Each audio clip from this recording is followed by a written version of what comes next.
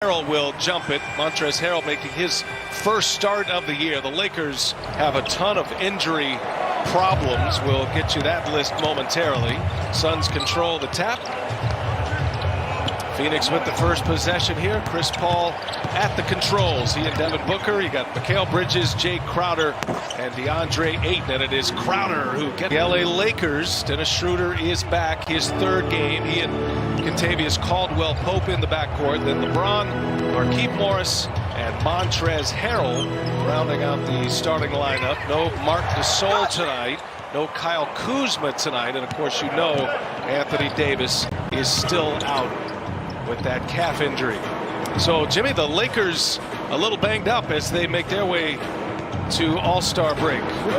Yeah, well, I mean, across the league is always a little something, especially at this season. You see Bridges and the teams are going to have to deal with. The Lakers probably can't wait to get to All-Star break so they can let some of those players heal up a bit. Markieff Morris into the starting lineup. He and Montrezl Harrell. And it's Markieff, twin brother Marcus Morris, who left our first game with a concussion, playing for the Clippers. Hope he's okay, and I'm sure Markieff has his twin brother on his mind tonight. Devin Booker almost out of bounds, finds Crowder.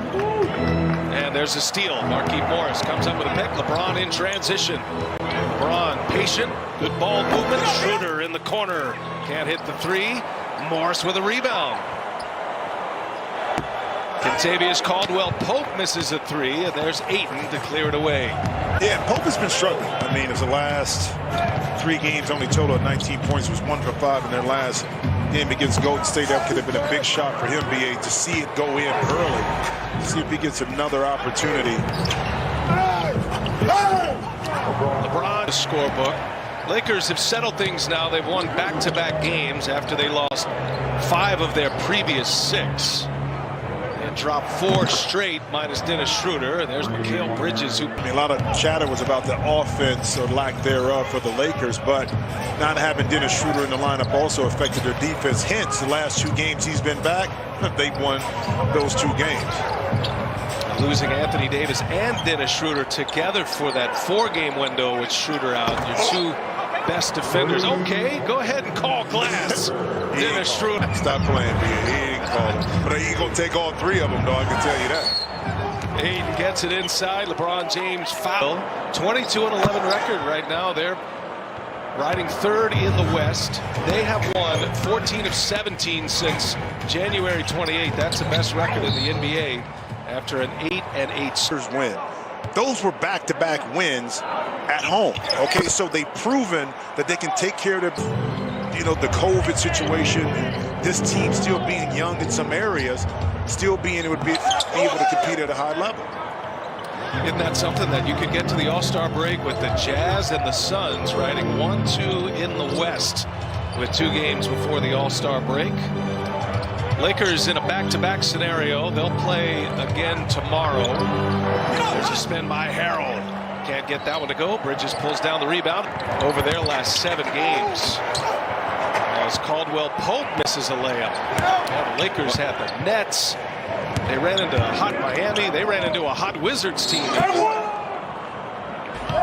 You know, what's interesting, BA, is that defensively they gotten better since Schroeder has been back. Offensively, still trying to figure it out in regards to once AD gets back. But LeBron has been on another level. Defensively in those wins against Portland, and also Golden State. Despite you're playing against 2 of the hottest guys shooting the basketball, and Steph Curry and Damian Lillard. Now the Lakers, their last 4 games on the road in Utah. Then they had Dame and the Blazers, won that game, and then they beat Golden State last time out Sunday. Both of these teams are coming off wins on Sunday, a couple of blowout wins. Marquee point game, Suns in the lead with the ball. Just getting started here, second of our doubleheader as Devin Booker rims out.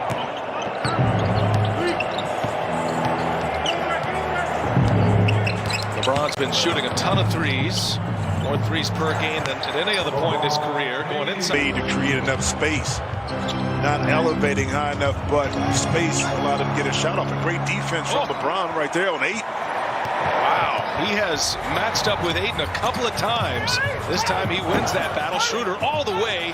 The scoop won't go. There's Harrell with a board.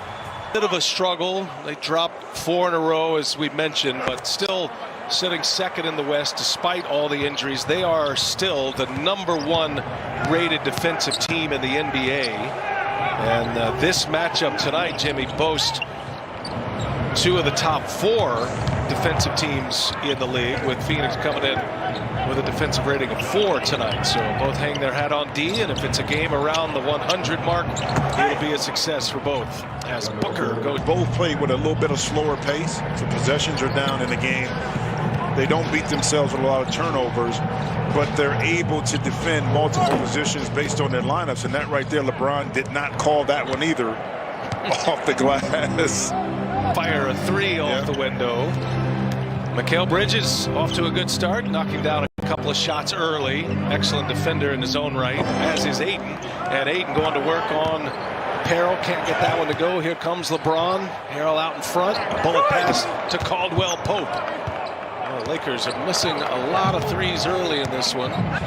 Lake 3 was Schroeder's bank job, as and Frank Kaminsky have been alternating in the starting lineup as Booker. Left-hand layup, something that Booker prides himself on, BA, is being able to use his offhand, and that's through contact and in the lane. Good defense inside by Phoenix. Here's Sharge, finds him.